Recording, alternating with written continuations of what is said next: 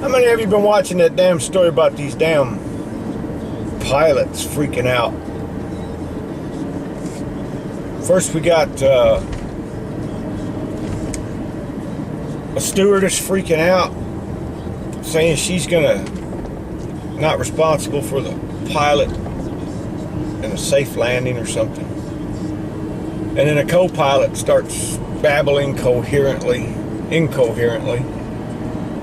They drag him out of the cockpit. And now on a JetBlue flight a couple of days ago, the pilot's freaking out. And what are they putting in the water? You know, and then the story changes if you even just watch it and listen to it. Every media outlet you see it or hear it from, it changes. I mean, at first, when I first heard it on the internet, it was the JetBlue pilot starts freaking out. The co-pilot coaxed him out of the cockpit and then slammed the door behind him. And then an off-duty pilot and a New York City cop subdued him.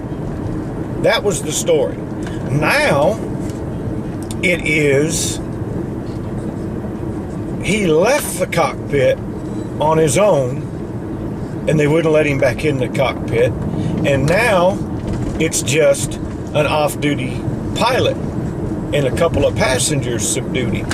You know, I think these reporters just troll the internet for newsworthy stories and then go, I'm gonna make that my own.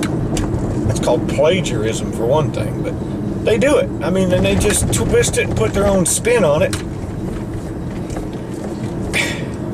You know, next we're gonna hear that the pilot was coaxed out of the cockpit and they made him strap on a parachute and kicked him out of the damn airplane. And then, you know, a couple of stewardesses land the plane. Well, on that one flight where they had to get the co-pilot out, they had actually called over the intercom looking for a pilot, somebody to help land the plane. You know, you gotta have two people up there. And one of the stewardesses had her certificate, so she went up and helped fly. I think a lot more of them should be, I don't think they should be trained on how to fly them. I think they should be trained on the familiarity to the aircraft. Say if you're going to be assigned to a JetBlue aircraft or an A340, you know, you mandatory got to have, let's say, 40 hours of flight simulator time. All the stewardess, everybody working on that plane. That way, in case there is an emergency,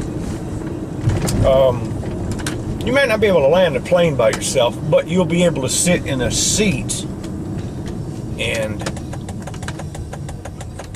assist the guy flying, or even go so far as to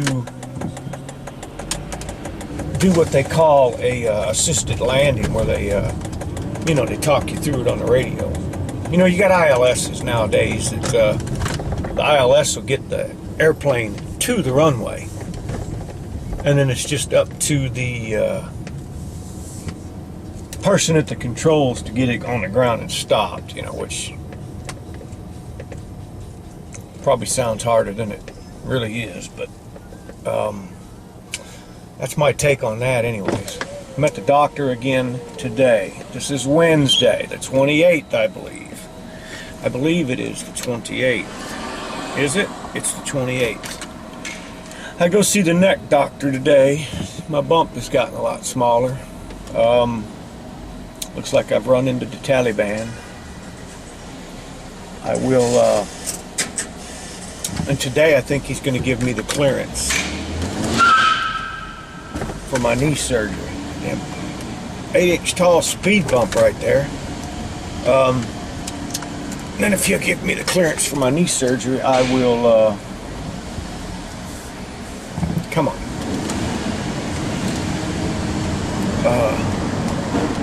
Get that scheduled. I think that's going to be the second week in April. My wife has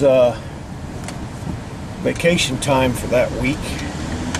We don't go anywhere anyways, and she saves up so much time that I don't even know how many hours she has saved up. She rarely ever takes any time off, and she never takes her break. How many people that you work with or know that can say they never take a break?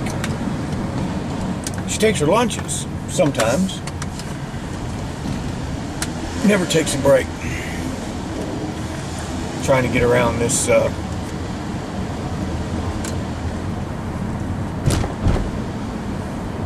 parking garage. Forgot what it was called there for a minute. Oh.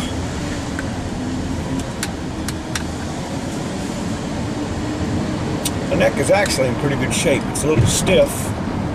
Feels like I got some mild whiplash. But that's, I guess, to be expected, considering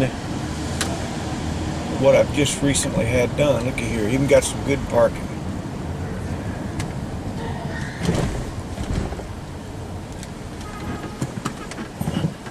These spots are so damn screwy here. You got to come at them at a funny angle to get in here.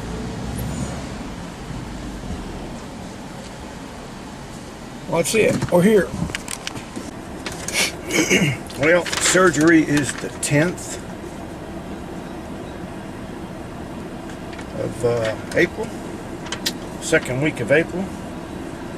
I just had my x-rays done of my neck. There's a side view. There's the frontal view. Got the one big double plate thing there. And that's what we got. So then we have surgery here, and I will have come on.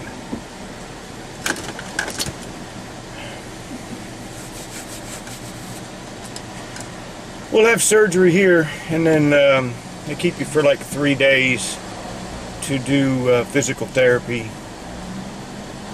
stuff like that, before they let you go.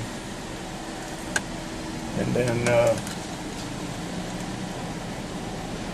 they'll send you home after 3 days. I'll have my surgery done on Tuesday, and they'll send me home on probably Friday. It's always a pain in the ass to get out of this place. And then we I guess we'll be walking, literally, you know, the day or two after surgery, which I'm sure, you know, they get you up moving pretty quick. And be up and moving around in just a few days. And then hopefully that's going to solve this knee problem, because this old knee is just like on my last nerve here. Can't hardly walk on it. I can make it from the car to the doctor's office inside this complex. I can't walk much farther than that. And then it hurts so bad that it just, you can't put any pressure on it at all. So, oh well.